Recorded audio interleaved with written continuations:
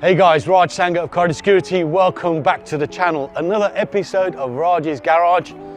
This time featuring my Clio V6. However guys, today is the last drive. This car is now officially sold. So let's get in the car, let's go for a drive, and I'll talk about the journey that I've had with this particular car.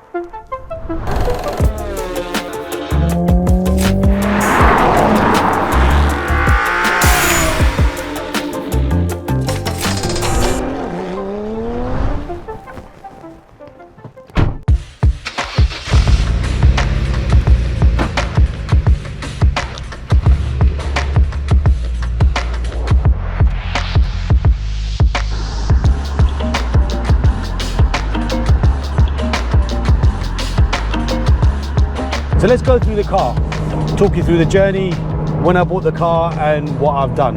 So first and foremost, I have to thank Emma Dillon and Adamo Exchange, who brokered the car for me way back, well I say way back in 2021. It came from Scotland, so as part of the deal I had it trailered down south. I had my good friend Steve go and check the car over for me, and on his say-so and some of the pictures he sent me, we did the deal. Now, it's one of those cars that was on my bucket list. I wasn't necessarily out there looking for a Clio V6, but it was definitely on my bucket list. So when this car was offered to me, the timing was right, the money was right, the color was perfect, the mileage, the history, is like, you know what, this is a no-brainer, let's get into this. So yeah, here we are. Now this Clio V6 is based really on a regular Clio. Inside the car, it does look like a regular Clio on the dash layout and so on. Externally, the car looks nothing like a Clio. You've got the wider arches, wider track, longer wheelbase. You've got that body kit, and you can't miss the body kit on this car. You know, look at those crazy air scoops, air ducts, whatever you want to call them, behind each of the doors, and they all add to the theatre and the drama of this car. I doubt there'll be a crazier looking car than this that Renault will ever build. You know, it does tick the box for crazy looking. So this is number 294 of 354 right-hand drive Clio V6s, phase 2. There are about 1,300 of the phase 2 models built. There are a few different colors, and we'll throw a few of those colors up on the screen. This is Iliad Blue. I believe this is the most popular color for the phase 2 cars. It's a 3-litre V6. The engine's straight out of a Laguna, and that engine is behind me. When I say behind me, that is the engine. It literally is behind me. There is no perspex screen or glass screen to separate the driver, the passenger, the cabin and the engine. It's mid-engine, so it's mounted literally here. It's good for 0 to 60 in about 5.8 seconds, so it's fairly quick. You know, by modern standards, yes, you know, a Golf R or a Renault Megane will destroy this in terms of performance, handling as well. In the looks department, I think this would destroy those cars, and possibly most modern hot hatches, including the GR Yaris.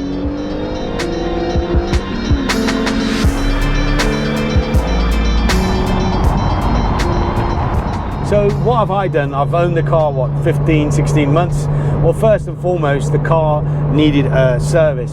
So last year it was dropped to Scott at SG Motorsport, and he's one of the gurus when it comes to Clio V6s, and he went through the car and gave me a list of bits and pieces that I needed to do. So let's just go through some of those bits. Now, with the Clio V6s, it is recommended that the cam belt is changed every 5 years or 70,000 miles. The cam belt in this car was changed in 2020, so that was not done. However, the following was done. The wheels were refreshed. One of the wheels, I believe it was the front passenger, was curbed. So all 4 wheels were refreshed because actually they were the wrong color. So Scott had them done. We also bought 4 brand new tires, Michelin Pilot Sport 4s. So the car, in terms of looks, looked perfect. Scott also changed the pads, the rear pads. Crankshaft pulley also needed changing. power steering pressure switch, one of the tailgate struts needed replacing, gearbox oil refresh, and loads of other little bits and pieces that he suggested, you know what, the car's with him, the engine was out anyway, let's just get all those bits and pieces done. You know, he gave this car a clean bill of health, and he actually said the car was super clean, not just externally but underneath, and the engine, solid engine. So yeah, clean bill of health from Scott. Thanks, Scott. His details are on the screen and in the description below as well. Make sure you give him a follow. Really good guy, very knowledgeable as well.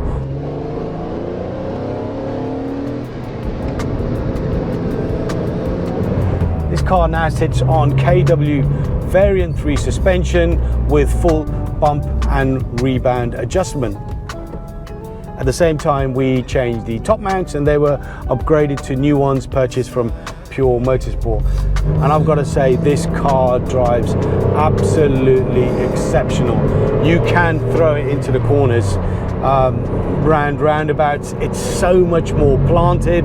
The stock OE suspension, while it was great, the feedback wasn't that positive. There was a little bit of body roll going through corners, and it sat a little bit too high. We didn't want to go too low neither with the KW suspension.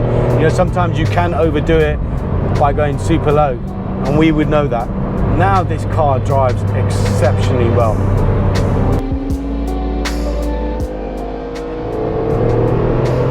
Gear change is lovely, clutch is nice and soft, not too heavy. It's a perfect car for those B-road blasts, you know, Sunday morning, get up early, go out there, just absolutely hammer this car on the B roads. That's what it's designed for.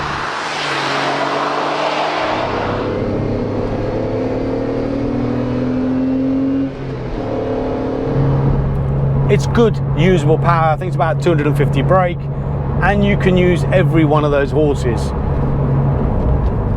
as I will show you now. It goes exceptionally well, and it sounds awesome too.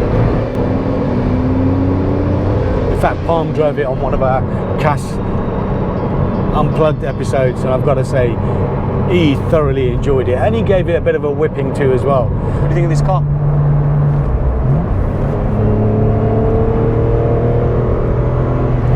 Impressive, eh? It's all right. In January this year, I took the car to Bicester Heritage Sunday Scramble, and oh my days, this car had so much love. Not only on the way up, on the way back, but when it was at Bicester Heritage, there were so many guys taking pictures of the Clio V6. I was tagged maybe 40-50 times by photographers and so on. So yeah, you can see this car is loved by car enthusiasts everywhere.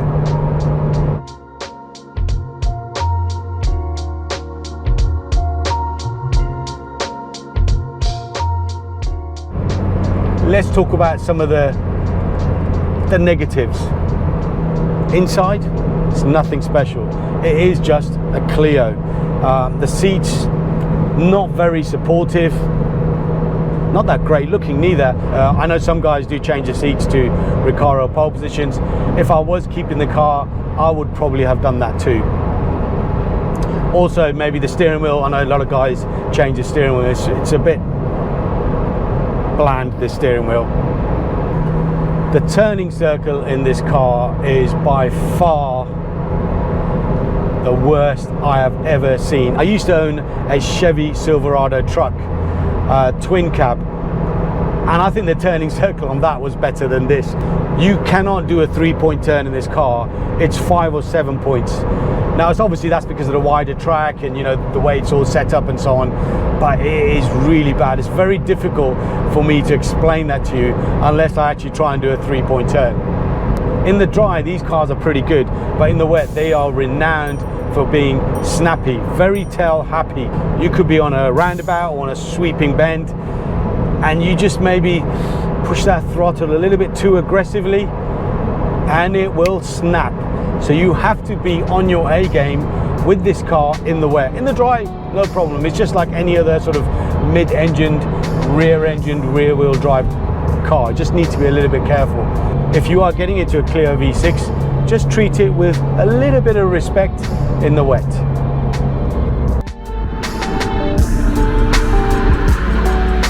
So yeah, that's it guys. 16 months of ownership, not many miles, but I've done a few adjustments and tweaks. I think I've improved the car.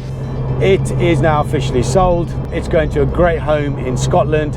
Spoken to the owner. He's got a collection of cars, so I'm sure, just like me, he's an enthusiast, and he will probably, no doubt, cherish it in his collection and hopefully enjoy it more than I have.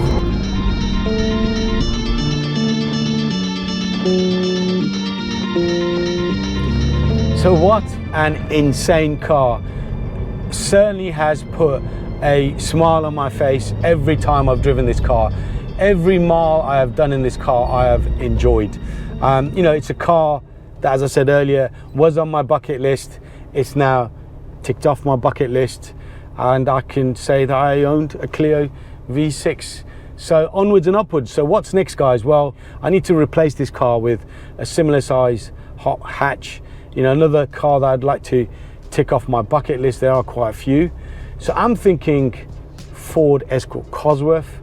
I prefer the smaller turbo, maybe a Lux model, so a later model, or a Lancia Integrale Evo 2. I've been lusting after one of those for a long time. Maybe it's the perfect time to add one of those to the collection. See what I mean by this car? It is good fun. It's putting a smile on my face whilst I'm talking to you guys and I'm giving it some beans. Yeah, what a great car. So yeah, what would you go for? Ford Escort Cosworth?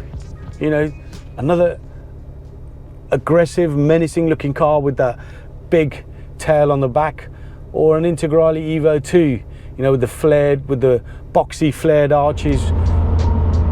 If any of you guys want to watch some of the previous episodes, in the description below will be the links to my reveal episode, the SG Motorsport episode where Scott serviced and did all the upgrades, and the episode with the KW suspension upgrade. So yeah, if you want to watch those, they're in the description below.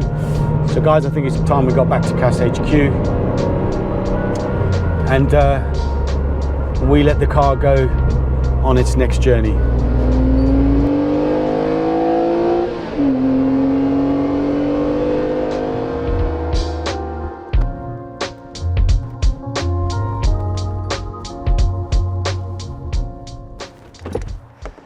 So there you have it guys, the last drive in my Clio V6.